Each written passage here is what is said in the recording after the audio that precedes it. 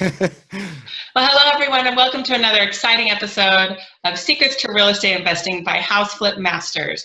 We have an exciting guest with us today who's going to help you as a real estate investor maximize the use of every dollar in your own personal economy. His name is MC Laubsher, and he's the president and chief wealth strategist at Valhalla Wealth Financial. He's also the host of a podcast called Cash Flow Ninja. Definitely worth checking out if you haven't heard it. Go find him. Cash Flow Ninja. What a fun name. Well, with that, welcome to the show, MC. Holly, thank you for having me on. I'm honored to be on your show. Well, why don't you give our listeners a little bit of your backstory, what you've done, where you've been, and how you got to where you are today? I'd be honored to. So my name is MC Laubsher. I'm actually originally from South Africa. I grew up in a town called Stellenbosch, about 45 minutes outside of Cape Town. And in 2001, after graduating university, I grabbed a backpack, a suitcase, and about $500 and jumped on a plane and traveled a little bit. I ended up in the United States. I played representative rugby up until 2007. During that time, while pursuing my career in sports, I actually got involved with real estate investing. Like many investors out there, I came across this book called Rich Dad, Poor Dad from Robert Kiyosaki, which changed my life and the way that I look at things and the concept of wealth and wealth creation. I then purchased my first property, single-family property, at the age of 21. And while I was pursuing my career in sports, I worked in real estate and actually in every position possible, from turning over vacant apartments, leasing contracts, property management, to eventually brokering large family unit buildings for private investors. So I had a real estate broker's license. After that, I spent some time in corporate sales. 2 years ago, I founded my own financial firm, Valhalla Wealth Financial, where we help individuals, families, entrepreneurs, small business owners, and investors create and build their wealth outside of Wall Street. We offer them strategies that help them maximize the use of every single dollar within their own personal or business economies. And then also, as you mentioned, I'm the host of the Cash Flow Ninja podcast. It's a popular business and investing podcast. And in the show, we just look at a lot of concepts out there and societal beliefs. We question the concepts in popular mainstream media of savings, investing, and just the general idea of retirement. So in the show, I have guests on that discuss how they've managed to create income streams from everything from real estate to gold and silver to actually coffee farms, offshore, to online businesses, affiliate marketing, and so forth. So there's a lot of interesting folks on that show. Wow, that just sounds fascinating. Why don't you give us a little bit more about your own real estate experience, since we have so many real estate investors listening on the show? It sounds like you actually did the labor yourself of turning over apartments. Is that right? Yeah, so I actually started right at the bottom. I worked for a very wealthy real estate investor in Chicago, where I resided at the time. I'm now in Newtown, Pennsylvania, on the East Coast, and basically started to see the business from the ground up. Started to turn around apartments and vacant units, and then obviously started leasing some apartments, got involved with contracts, setting up contracts negotiation, and then became part of an acquisitions team. So since I knew the operations of a lot of the properties already that the investor was looking for, I was someone that he would take along with to analyze all of these deals and properties that they were looking to acquire.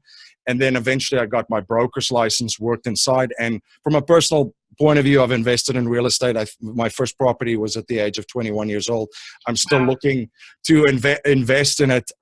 And I think one of the biggest lessons that I've learned, and it's actually quite comical that it coincided coincided with me starting working in the operational side of the real estate and also purchasing my first property around the same time, because one of the biggest lessons I learned as a real estate investor is you really do have to know your operations of your property inside out before you pass it along to a property manager, so that you exactly know how the cash flow statements and your financial statements look and how they should flow and what are some areas for improvement. So it was a fantastic experience, and it's really been beneficial just in my overall business career.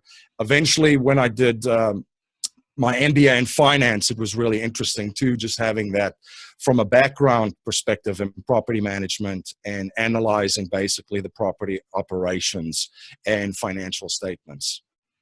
Got it. I have an MBA in finance too, so I got those numbers way back when. And yeah, even though I wasn't focused on real estate at the time, necessarily in the working world, I was working as CPA, I was drawn to the real estate investment courses, and I took a couple of those as my electives. It's funny how we start getting drawn to things early in life that we like.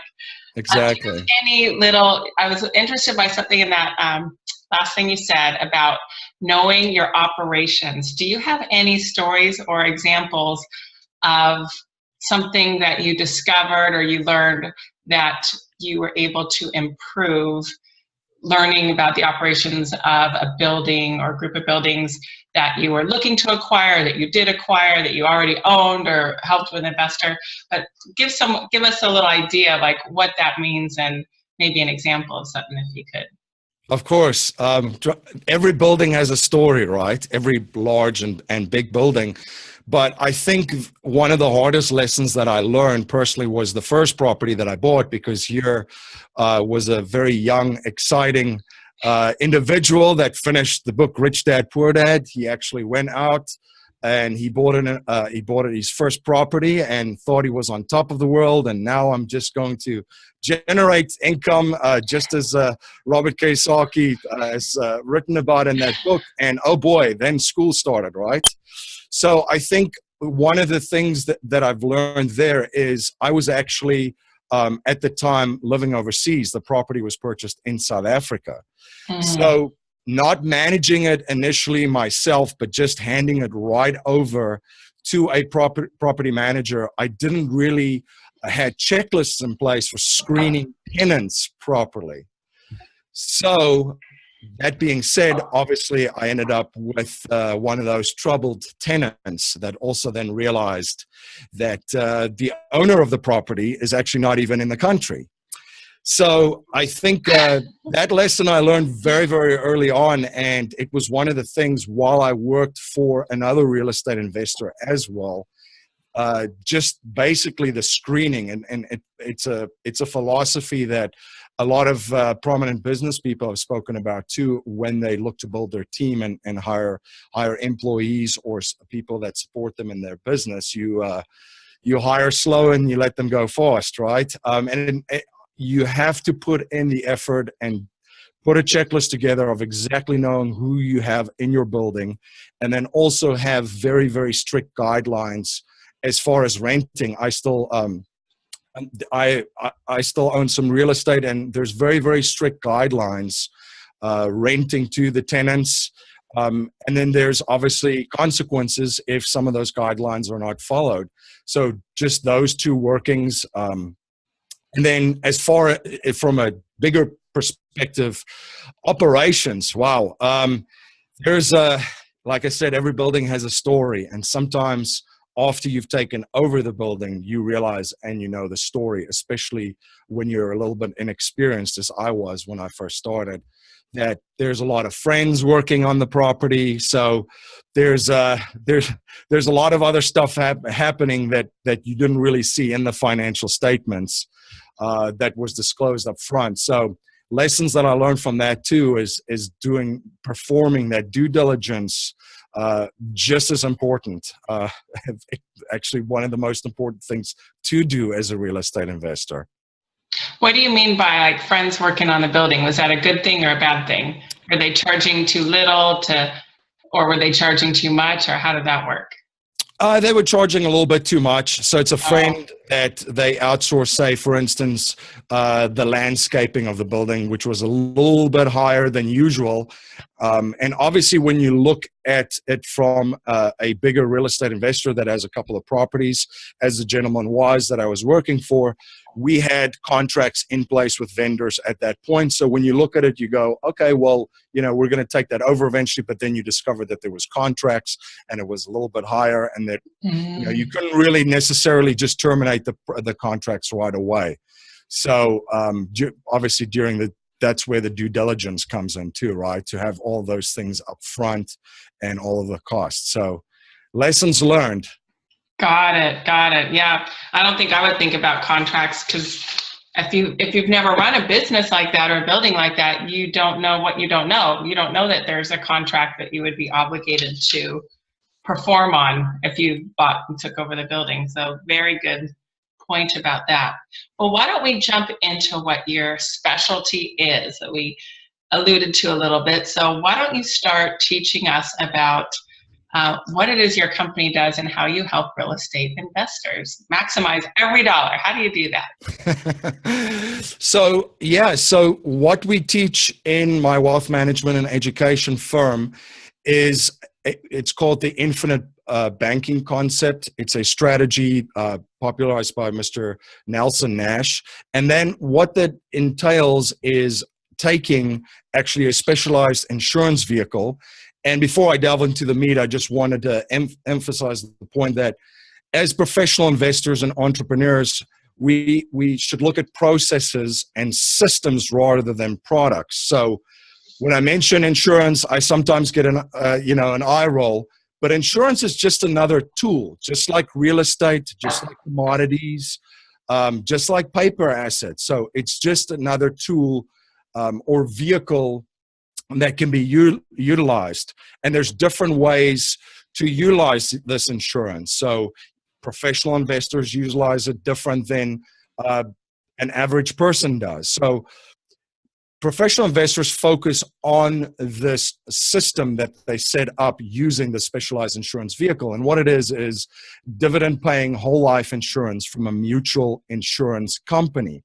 Now, if you allow me to, I'll just jump in why we use dividend-paying whole life insurance with a mutual company as a chassis to build this vehicle on. So the first thing is that when you fund money into a dividend-paying whole life insurance with a mutual company, it's immediately liquid. You can access the money immediately. And liquidity is huge for real estate investors. The second thing is that there's a guaranteed on the principal. So every single cent that you put in, the principal is on there is guaranteed. Obviously, there's a portion that's going into the insurance part of the product, but the principal that you put in is guaranteed. You earn a guaranteed interest rate on that amount.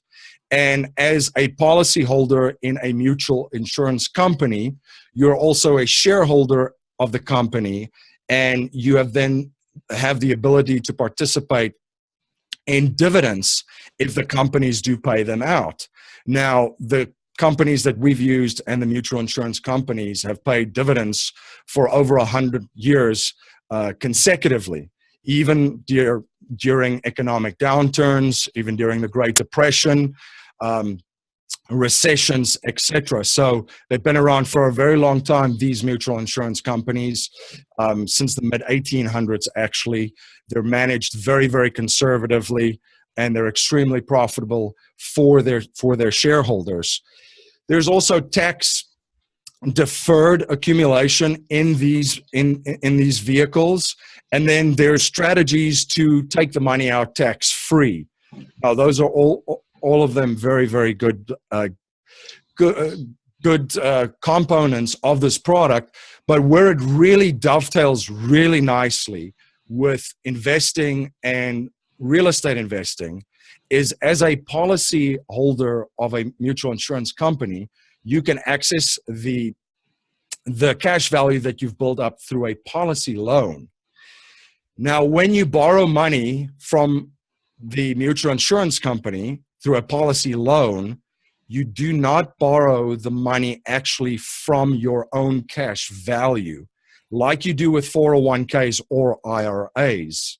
So you borrow money on the side in a separate transaction from this mutual insurance company. So for instance, for example, if there's about, just to use round numbers, if there's $100,000 in cash value in your account, you can access $100,000, but you're not actually accessing that from your plan.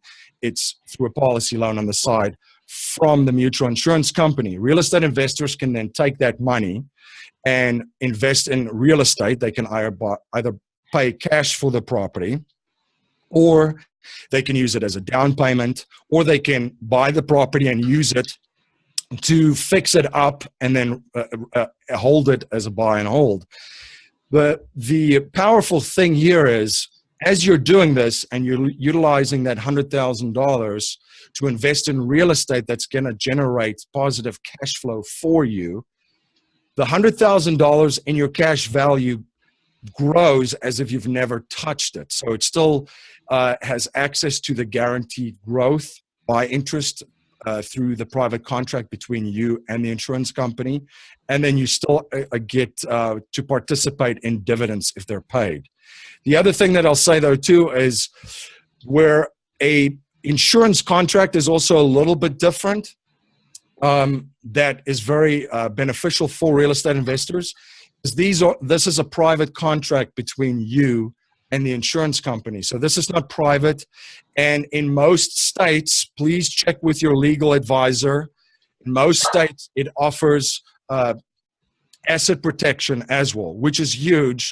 As real estate investors know very, very well, we live in an extremely litigious society.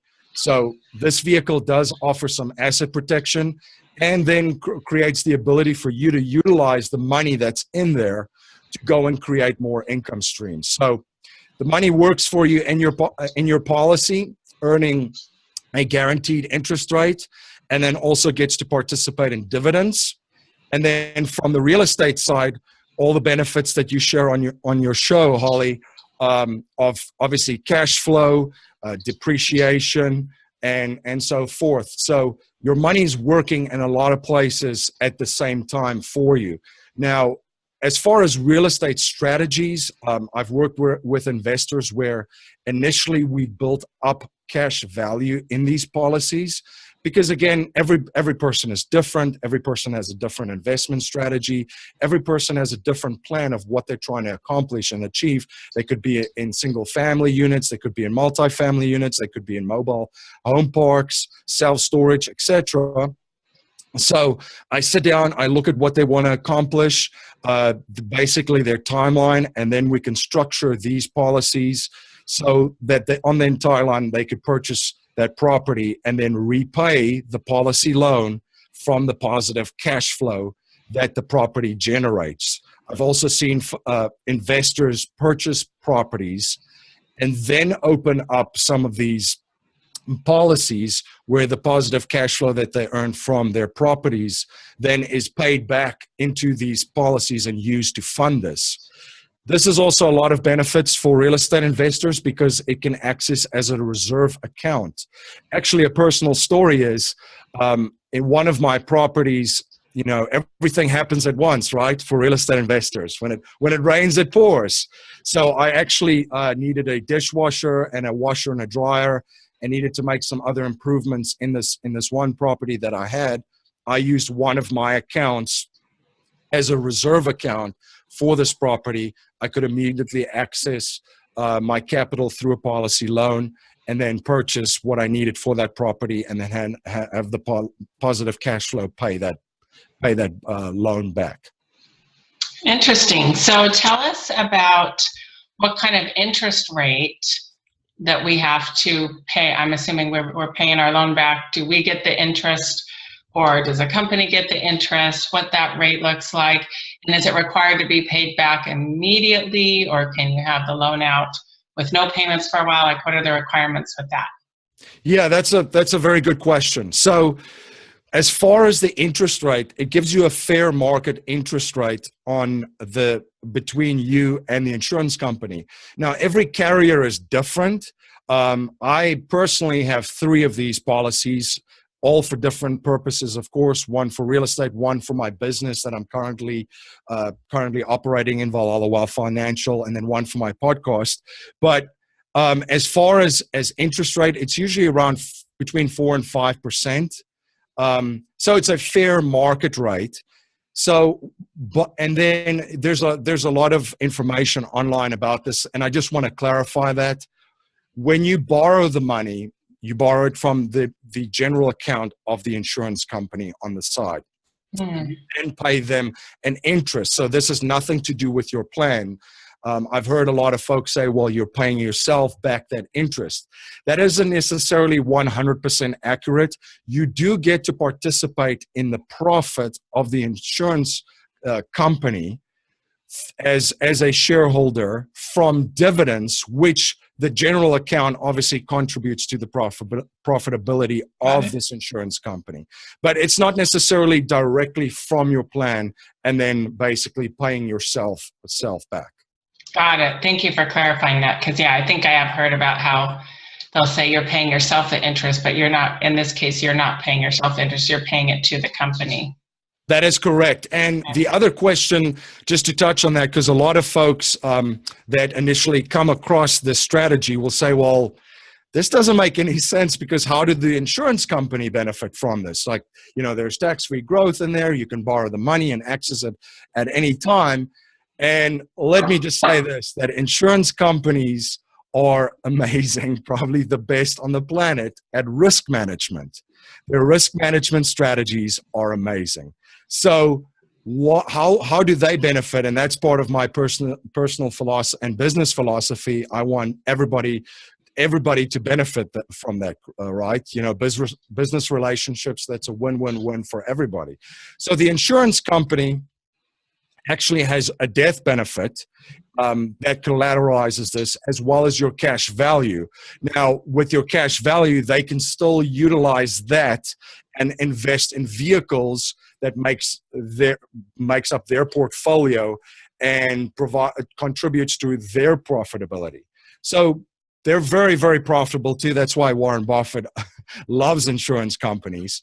So they can utilize it that way. You then on that side can utilize the money to, as I just explained, leveraging your cash value that's already growing with certainty, security, and predictability in your plan, and then leverage that to invest in other assets that cash flow as well. So on both sides of the ball, you can see that it's beneficial for the insurance company. They're very well protected.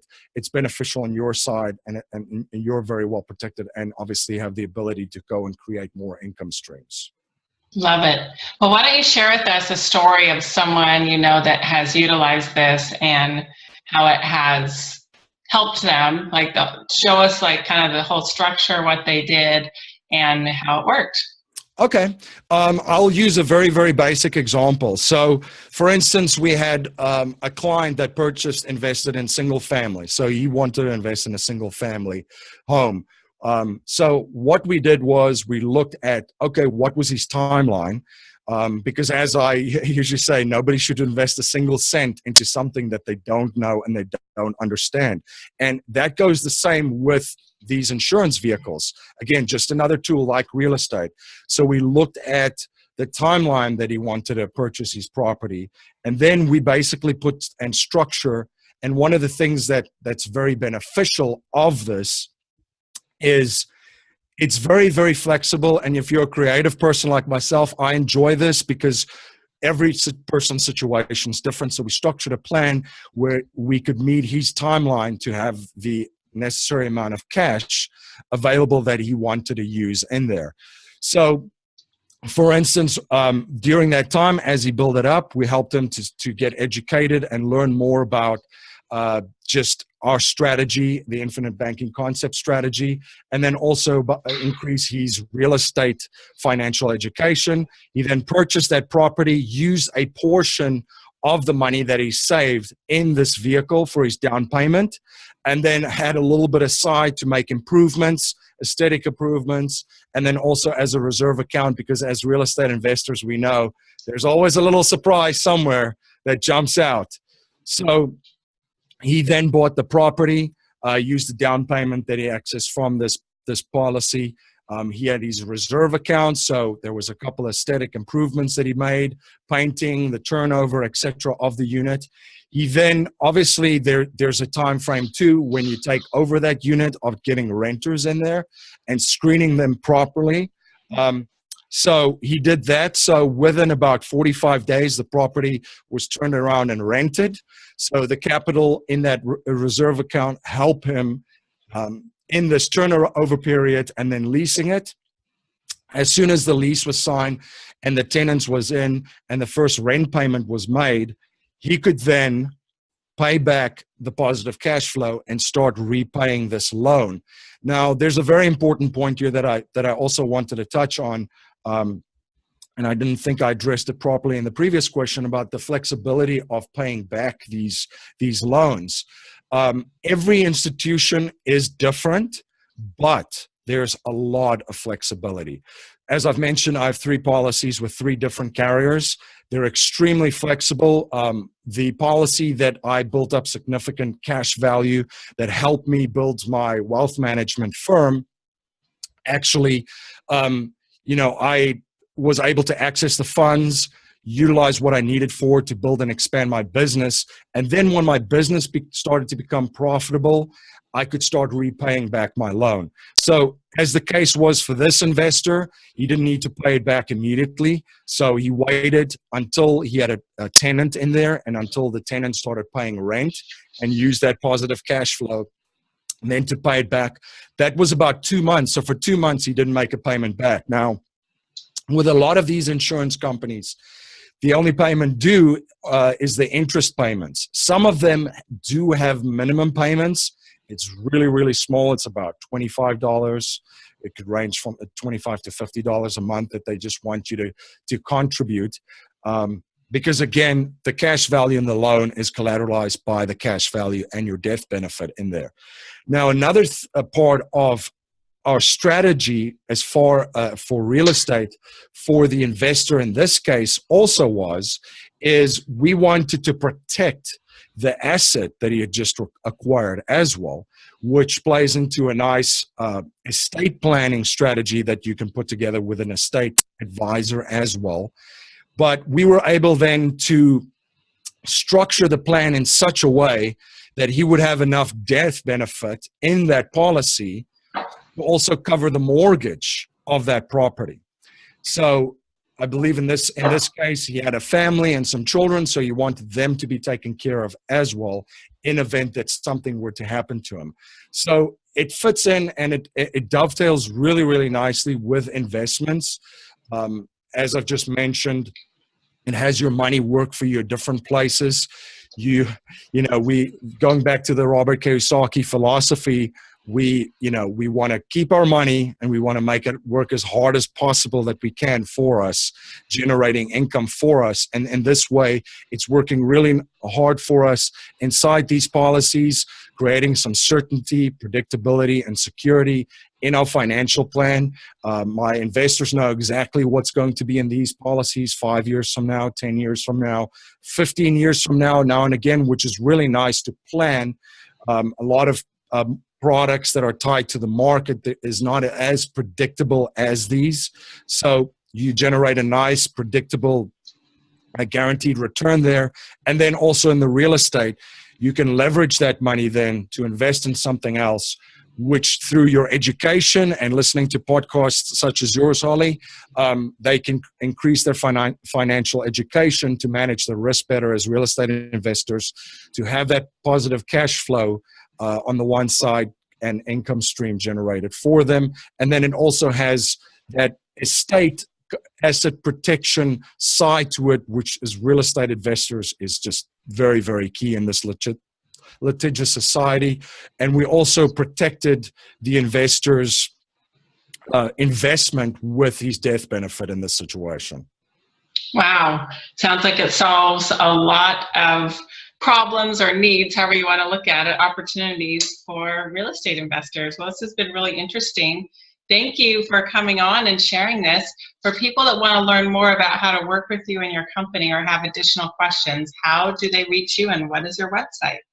Yeah, so for those that are interested, my main website that I use now is cashflowninja.com. It's my podcast. It's a little bit easier to spell too than valhallawealth.com. So go to cashflowninja.com. Please send me an email at info@cashflowninja.com. And Holly, for your listeners, if anybody is interested and serious about the strategy and learning more, I'll actually ship them a book from Mr. Nelson Nash, Becoming Your Own Banker, that explains the strategy and goes a long way just of educating you of how to utilize the strategy. It could be used, as we've talked about, for real estate investing, but it can also be used as retirement strategies, actually legacy planning. There's a lot of wealthy families, actually the Rockefeller families through their family office use a strategy similar like this, through using permanent whole life insurance to leverage their capital. So you can use it for college planning, and there's many other uses. So this will explain it to them, and I'll be more than happy if you send me an email at info@cashflowninja.com. Just said that you listened to myself and Holly talk about this, and I'll ship out a free book for you. Fantastic. What a generous offering. I really appreciate that. Well, with that, thank you so much for being here. Thank you so much, Holly. It was an honor. I had a blast. Hey there. Thanks for watching the video. Make sure you like it and click subscribe to get notified of more videos. And you can go to hardhatholly.com for a free download on secrets to finding great deals.